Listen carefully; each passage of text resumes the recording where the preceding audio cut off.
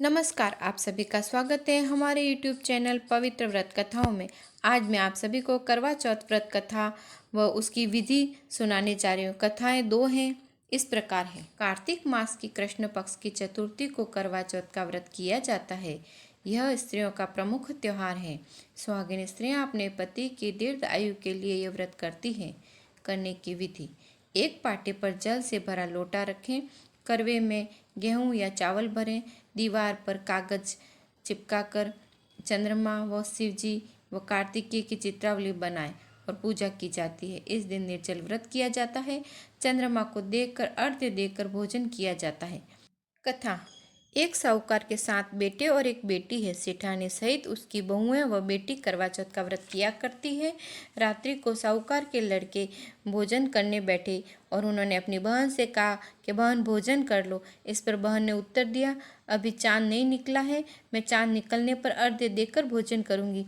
बहन की बात सुनकर भाइयों ने यह काम किया कि नगर से बाहर जाकर अग्नि जलाकर उस पर छलनी से प्रकाश दिखाते हुए उन्होंने बहन से कहा, बहन चांद निकल आया है, अर्घ्य देकर भोजन कर लो। यह सुनकर उसने अपनी भाभियों से कहा कि आओ भाभी, आप भी अर्घ्य दे दो, परंतु इस कांड को वे जानती थी। इन्होंने बहन से कहा, अभी चांद नहीं निकला है, तेरे भाइयों ने तो तेरे साथ धोखा करते हुए अग्नि से प्रकाश दिखाकर चलनी में चांद दिखाया है तुम्हें।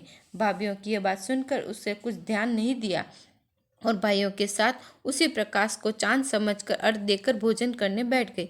इस प्रकार व्रत का भंग करने पर गणेश जी उस पर अप्रसन्न हुए। उसके बाद उसका पति सख्त बीमार हो गया।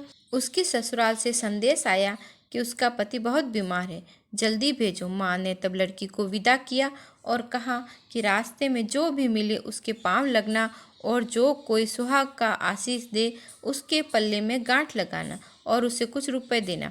बहन जब भाइयों से विदा लेकर रवाना हुई तब रास्ते में जो भी मिला उसने यही आशीष दी कि तुम 7 भाइयों की बहन हो, तुम्हारे सातों भाई सुखी रहे, स्वस्थ रहे। सुहाग का आशीष किसी ने नहीं दिया। जब वह ससुराल पहुंची तो दरवाजे पर छोटी ननंद खड़ी थी। जब उसने भी उसके पांव छुए तो उसने आशीर्वाद दिया, सुहागिन रहो, सतपुत्री हो। यह सुनकर उसने पल्ले में गांठ बांधी और ननंद को सोने का सिक्का दिया। तब भीतर गई और सास ने कहा, पति तो तुम्हारा धरती पर पड़ा है। तो वह उसके पास जाकर उसकी सेवा करने के लिए बैठ गई। बाद में सास ने उसे दासी के साथ उसे बची कुची बासी रोटी भेज दी। इस प्रकार से समय बीतते बीतते मिक्सर महीने की चौथ आई तो चौथ माता बोली, करवा ले भाइयों की प्यारी करवा ले। तब जब चौथ माता नहीं दिखाई दी तो वह बोली, हे माता, आपने मुझे उजाड़ दिया तो आप ही मुझे मेरा उद्धार करोगी, आप मेरा सुहाग देना पड़ेगा। तब चौथ माता ने बताया कि पोष की चौथ आएगी, वह मेरी बड़ी बहन है, उससे सब कहना, वह तुम्हारा सुहाग तुम्हें वापस देगी। पोष की चौथ आकर चली गई, माघ चली गई, फागुन चली गई, चैत चली गई, वैशाख चली गई, जेठ आषाढ़ सावन भादो सभी चौथ चली गई, यह कहकर कि मेरी बड़ी बहन आएगी और वही तुम्हारा उद्धार करेगी। आसोज की चौथ आई तो उसने बताया कि तुम कार्तिक की चौथ का नाराज है तुमसे, उसी ने तुम्हारा सुहाग लिया है, वही वापस कर सकती है। वह आएगी तो पांव पकड़कर विनती करना। और यह कहकर वह भी चली गई। कार्तिक की चौथ आई तो वह गुस्से से बोली, भाइयों की प्यारी करवा ले, दिन में चांद उगाने वाली करवा ले, व्रत खंडन करने वाली करवा ले, भूखी करवा ले। यह तो सुनकर वह करवा चौथ माता को देखकर उनके पांव पकड़कर गिड़गिड़ाते हुए बोली, हे चौथ माता, मेरा सुहाग तुम्हारे हाथ में है, आप ही मुझे सुहागिन करें। हे माता। माता बोली, पापिनी, दुराचारिणी, हत्यारिणी, मेरे पांव छोड़ क्यों पकड़ कर बैठी हैं। तब वह बोली कि मुझसे भूल हुई, मुझे क्षमा कर दो, अब भूल नहीं करूँगी। तो करवा चौथ माता प्रसन्न होकर आँखों से काजल, नाखून से मेहंदी और टीके से रोली लेकर छोटी अंगुली से उसके पति पर छिड़काव किया तो वह उठकर बैठ गया और बोला, आज तो मैं बहुत सोया। वह बोली, क्या सोया, मुझे तो 12-12 महीने हो गए, अब जाकर करवा चौथ माता ने मुझे मेरा सुहाग लौटाया है। तब उसने जल्दी से चौथ माता की पूजा की और चौथ माता की कहानी सुनी। करवा चौथ की पूजा कर प्रसाद खाकर दोनों पति पत्नी चौपड़ खेलने बैठ गए।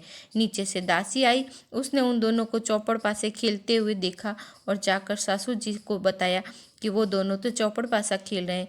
तब सारे गांव में इसकी प्रसिद्धि हो गई और सब स्त्रियां करवा चौथ माता करने लगी। करवा चौथ करने से सबका सुहाग अटल रहेगा। जिस तरह से साहूकार की बेटी का सुहाग दिया, उसी तरह हे करवा चौथ माता सबको सुहागिन रखे, सबका सुहाग लौटाना, सबका सुहाग अमर करना, इस करवा चौथ की यही महिमा है। करवा चौथ व्रत की दूसरी कथा। प्राचीन काल में करवा नाम की एक पतिव्रता स्त्री है।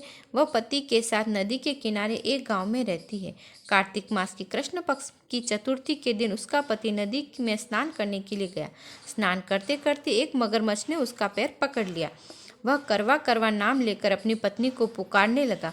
उसकी आवाज़ सुनकर उसकी पत्नी दौड़कर आई और उसने मगरमच्छ को कच्चे धागे से बांधकर मगर को यमराज के पास लेकर पहुंच गई। यमराज जी से बोली, भगवान, मगरमच्छ ने मेरे पति का पैर पकड़ लिया है, अतः पैर पकड़ने के अपराध में आप अपने बल से मगरमच्छ को नरक में ले जाओ। यमराज ने कहा, अभी मगरमच्छ की आयु शेष है, अतः मैं उसे नहीं मार सकता। इस पर करवा ने कहा, यदि आप ऐसा नहीं करोगे तो मैं आपको श्राप देकर नष्ट कर दूंगी। यह सुनकर यमराज डर गए और उस पतिव्रता स्त्री के साथ जाकर मगरमच्छ को यमपुरी भेज दिया। करवा के पति को दीर्घ आयु प्रदान की। उसी दिन से यह करवा चौथ मनाई जाती है। सुहागिन स्त्रियों के द्वारा यह व्रत रखा जाता है। हे करवा चौथ माता, तुमने जैसे अपने पति की रक्षा की, वैसे ही सबके पति की रक्षा करना। जय करवा चौथ माता। आप सभी को मेरी कथा पसंद आई हो तो प्लीज़ लाइक, शेयर, सब्सक्राइब कीजिए। और कोई कथा सुनना चाहते हैं तो कमेंट बॉक्स में डालिए। जय श्री कृष्ण।